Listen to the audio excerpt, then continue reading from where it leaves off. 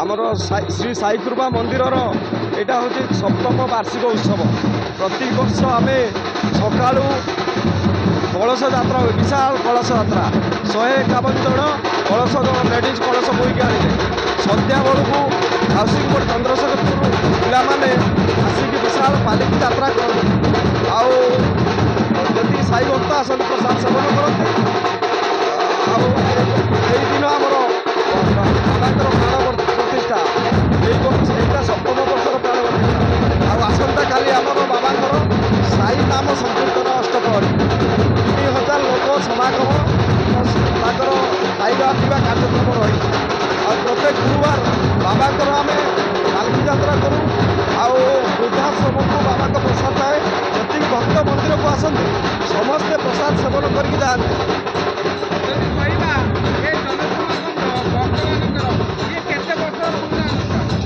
यहाँ सप्तम वर्ष 7 वर्षर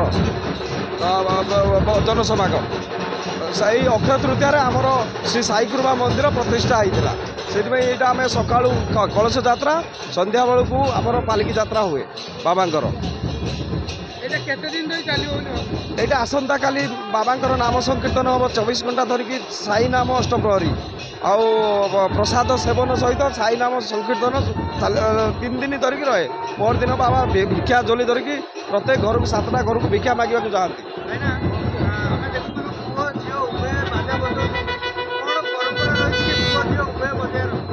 परंपरा बाबा यही पालकी यात्रा रे शिरडी रे द्वारका माई को जाती पालकी माने बाबांकर उत्सव से बुलवा बाहर को बाहरती यही अक्षय तृतीय आम मंदिर तरफ बाबा को आम बाहर को बुलवा को यहाँ आमर पतित पावन जगन्नाथ मंदिर बुलवा को लेकिन हस खुशी उत्सव सहित बाजा पालिकी होम यहाँ वार्षिक उत्सव पालिकी यात्रा करूँ बाबांकर पालिकी यात्रा यहाँ आमर एटा सप्तम वार्षिक उत्सव आम चंद्रशेखरपुर हाउसिंग बोर्ड शिरडी साई मंदिर रे पालिकी यात्रा आसी आठी साई कृपा चैरिटेबल ट्रस्टर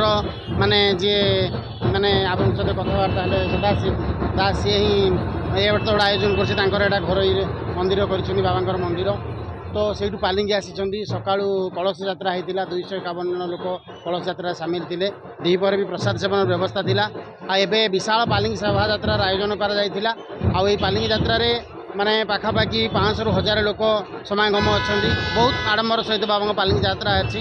आसंता काली 5000 लोक खाଇବା पिबार व्यवस्था रखा जाइए एवं बाबांकर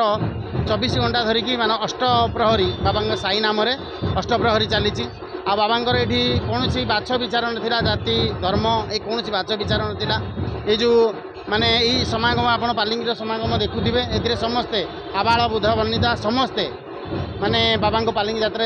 सामिल होती आ बहुत खुशी लगुच बाबा एत बड़ पालिकी यात्रा। ओम साईराम। साईराम मु आशीष कुमार बड़जाना शिशुपालगढ़ ग्राम बासिंदा आज पवित्र अक्षय तृतीय आपण मन समस्त स्वागत। बाबांगर एठी दीर्घ 7 वर्ष है आमर पूजा कर्म चली बाबा विराजमान होते आज को विगत 7 वर्ष तले अक्षय तृतीया पवित्र दिन में बाबांगर एठी मंदिर प्रतिष्ठा उत्सव होता। बाबांगर महिमा कहवा जिते मो कम बाबांगर कृपा समस्त अपार रो बाबांगर द्वारस्थ मु दीर्घ आज को 2009 मसीह टंगपाणी स्थित साई बाबा मंदिर रे पूजा करी आसुची। बाबा आम ग्राम 7 वर्ष है विराजमान अच्छा बाबांगर कृपा कहवा मो पक्षे जिते संभव ये कम हम बाबा कृपारू मोर 2014 मो बाबा को हरई थी कि बाबा द्वारस्थ है बाबा एगेन मते मोर बाबा को ठीक जन्माष्टमी दिन मो बापा जाइए विगत 2 वर्ष पर मो पुत्र संतान सेम दिन रहा बाबांकर महिमा मो प्रति बहुत बाबा भी आमर शिशुपाल ग्रामवासी साथी अच्छा रे ये उत्सव प्रति वर्ष बहुत फनी ठू आरंभ कर तितली सबू समस्या भितर भी आमर एठार फंक्शन चली आग को भी चलो ग्रामवासी मानकर सहयोग रोचे आउ सदाशिव भाई आमर एठी मंदिर प्रतिष्ठा करछन विषय जिते कहते कम बाबांकर कृपा समस्त पर। ओम साईराम। आज्ञा आम बाबा समस्ते बाबार सेवक शिशुपालगढ़ साई मंदिर रे सप्तम वार्षिक उत्सव आम पालन करुचु। एठी जो माने पिला आप देखुं समस्ते साई का आश्रित आम भावुँ युवपीढ़ी एमती आश्रित हेले ही वर्तमान संस्कार निहाती दरकार समाजर से आम उद्यम जारी रखीचु आई उद्यम सफल निश्चिंत हबु एठारे प्रति गुरुवार आम अन्नदान करा जाए एवं प्रमिला निवास रसुलगढ़ गोटे वृद्धाश्रम को खाइबा जाए आ जो मैंने आसती एठी खाद्य दान करा जाए। हाँ हाँ हाँ एठी झील पुओ कौन प्रकार प्रभेद नाई